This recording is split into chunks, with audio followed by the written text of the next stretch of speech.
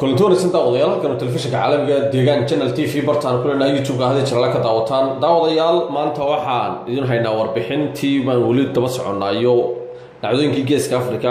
gudoomiyaha xisbiga mucaaradka ah oo wadani ayaa maanta Soomaaliland ka jira ayaa maanta sheegay inuu ugu baaqay Muuse Biixi Cabdi inuu iscasilo xilkan iskaga tago sababtana waxa uu ku sheegay kadib markii uu yiri al-Qarqaash in lagu magacaabo wasiiru dawladda ka wadanka Imaaraadka Carabta uu sheegay inay aqoonsan yihiin midnimada Soomaaliya aanay Somaliland safaarad ku lahayn xafiis kalena ku lahayn waa sida uu sheegay haddaba Cabdiraxmaan Cifro oo la weydiinayo sabab kale bal inuu hayo oo aan deynta uu safiirku sheegay ka badan maadaama ay run tahay baa la yiri oo aan safiirka intaas uu sheegay ka badan aanay jirin oo Somaliland aanay wax xidhiidh oo diblomaasiyadeed oo hore la lahayn ama aanay imikaba safaaradii qoslaytoona ku lahayn ayaa hadaladiisii waxa kamid ahaa waraysigaas oo siinayay Axmed Saciid Ciga wariyaha BBC-da ee magaalada Hargeysa Maxamed Qarqaash ayaa waxa uu sheegay in heshiiska berbera ay la galeen dawladda Soomaaliya ee ka horeysay tan iminka jirta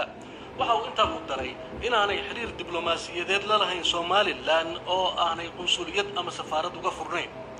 gudoomiyaha xisbiga mucaaradka ee wadani Cabdiraxmaan Maxamed Cabdiraxmaan Cifro oo maanta hadlay ayaa waxa uu sheegay in madaxweynihii hore ee jamhuuriyadda iskeed ugu dhawaaqday madaxbannaanida ee Somaliland Axmed Siilaanyo uu khiyaano qaran galay kadib markii sida uu yiri uu ka qariyay shacabka Somaliland inuu u soo bandhigo in Soomaaliya ay saxiixday heshiiskii berbera wariyaha BBC ee magaalada Hargeysa Axmed Saciid Ciga ayuu u waramay qofi waxa weeye in khiyaamo qaran ka dhacday halkaas madaxweynaha shacabkiisa khiyaameeyay oo ka qariyay madaxweyne Muuse wuxuu wareejiyay ku wareejiyay isagoo in heshiiska ay saxiixeen dawladda Imaaraadka Carabta iyo dawladda federaalku marka labadoodaba runtii waxay noogu muuqataa in qarankan khiyaameeyeen ay mutaysteena in lagu qaado khiyaamo qaran siinayana maxkamad la keeno Muuse waxa soo jeediyay laba arrimood midkood inay bannaan tahay in shacabka shacbigana uu weydiisto saamaxaad doorashooyin cusub madaxweynaha ku dhawaaqo iyo in maamulka lagu sameeyo xilka laga qaato Cabdiraxmaan gudoomiyaha golaha wakiilada ahayd markii heshiisyada ay socdeen saldhigga berbera iyo KDP waliba in kasoo ka saldhigga ka baxday laakiin KDP waxa lagu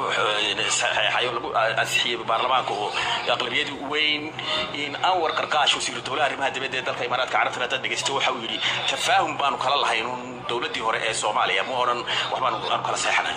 Axmed marnaba heshiis lama keenin marka baarlamaanka ahaa iyo kadib toona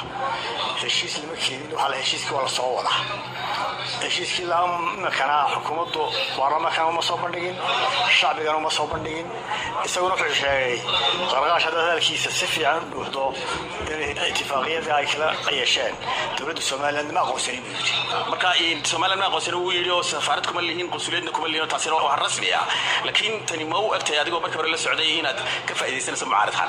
ma Axmed marka hore aad eegto saxaafadda markasta waxa la heshiisyadii hal la keeno oo dadka loo soo bandhigo heshiisyada kama soo horjeedin horumarka ma soo horjeedin markasta waxaan ku celinaynaa heshiisyadii hal la keeno wixii loo qarinayna maanta cadaaday marka idinku ma ogeyn wala taqriimiya aniguna ma ogi anigu ra'iisul baarlamaanka ma ogi heshiiskaas ma oona ma keenin hada wixii la keenay markii gacanta loo taagayay aqlabiyada lagu ansixiyay maxay ahayd markii DP wala kale waxa la keenay waxay ahaayeen fotokobiyo waxaana la yiri waa la soo wada heshiiska markaaba wala diiday heshiiska dhulkii asliga ah la keenay marka ma xog kala tahay samise waraysigaasi Anwar Qarqaash bad ayaa ku qaadanaysa wixii kalena waanu doonaynaa oo ku daba jira cid baan xil saari doonaa laakiin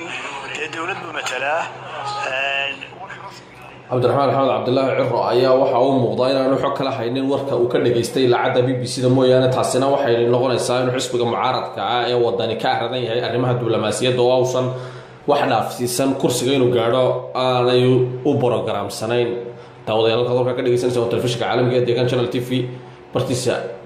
YouTube-ka